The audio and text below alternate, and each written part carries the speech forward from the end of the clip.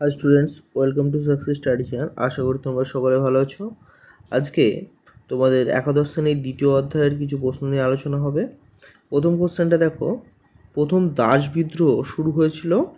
তো প্রথম দাস বিদ্রোহ শুরু হয়েছিল হচ্ছে 135 খ্রিস্টপূর্বাব্দে। আর প্রথম দাস বিদ্রোহ হয়েছিল সিসিলিতে, মনে রাখবে। তাহলে প্রথম দাস বিদ্রোহ হয়েছিল কত? খ্রিস্টপূর্ব 135 অব্দে, ঠিক আছে, বা 135 খ্রিস্টপূর্বাব্দে। পরের কোশ্চেনটা দেখো,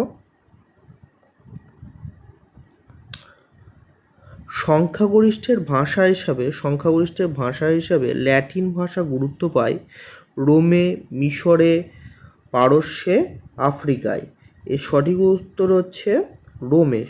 সংখ্যাগরিষ্ঠের ভাষা হিসাবে ল্যাটিন যে ভাষাটা, সেটা গুরুত্ব পেয়েছিল রোমে। পরের কোশ্চেনটা দেখো, হ্যাঁ, বেদুইন নামে পরিচিত, এটা আমরা সকলেই জানি, এটার অ্যান্সার নিশ্চয়ই বলতে হবে না, তোমরা নিজের থেকে করার চেষ্টা করো। তাও বলে দিচ্ছি, এটা হচ্ছে আরবরা, আরব দেশের যে যাযাবর মানুষ, তারা বেদুইন নামে পরিচিত।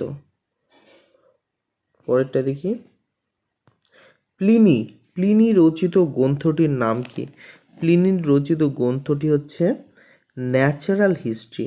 তাহলে প্লিনির রচিত গ্রন্থ যেটা, সেটার নাম হচ্ছে ন্যাচারাল হিস্ট্রি। পরের কোশ্চেনটা দেখে নাও, মানব সংহিতায় কয় প্রকার দাসের উল্লেখ আছে?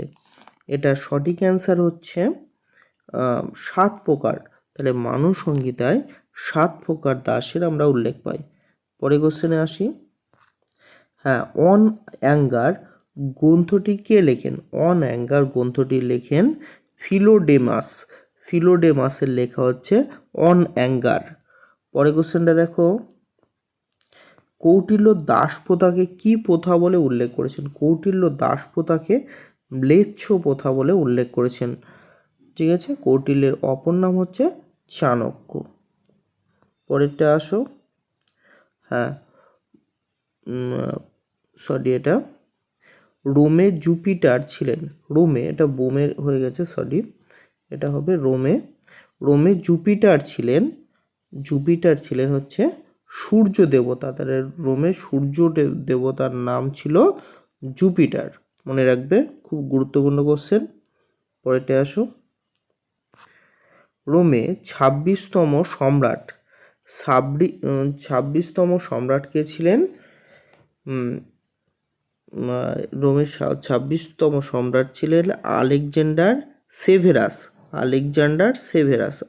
রোমে আলেকজান্ডার সেভেরাস ছিলেন 26তম সম্রাট।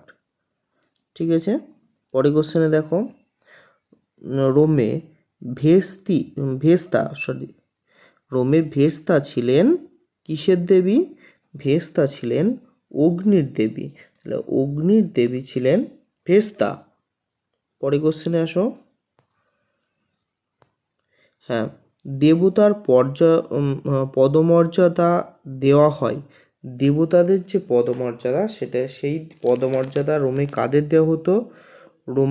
এর সঠিক অ্যান্সার হলো রোমান সম্রাটদের। তাহলে রোমান সম্রাটদের দেবতাদের পদমর্যাদা দেওয়া হতো। ঠিক আছে, 1453 খ্রিস্টাব্দে রোমে পূর্ব রোম সাম্রাজ্যের অবসান হয়। তাহলে পূর্ব রোম সাম্রাজ্যের যেটা অবসান হয়, সেটা হচ্ছে 1453 খ্রিস্টাব্দে। পরেরটা দেখে নাও, অগাস্টাস সিজার নিজেকে ড্যাশ বলে ঘোষণা করেন।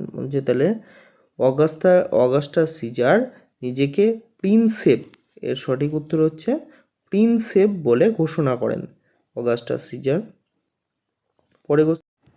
পরের কোশ্চেনটা দেখো, প্যাপিরাস হলো এক ধরনের উদ্ভিদ। তাহলে প্যাপিরাস হচ্ছে এক ধরনের উদ্ভিদ। চলো পরেরটায় চলে আসি।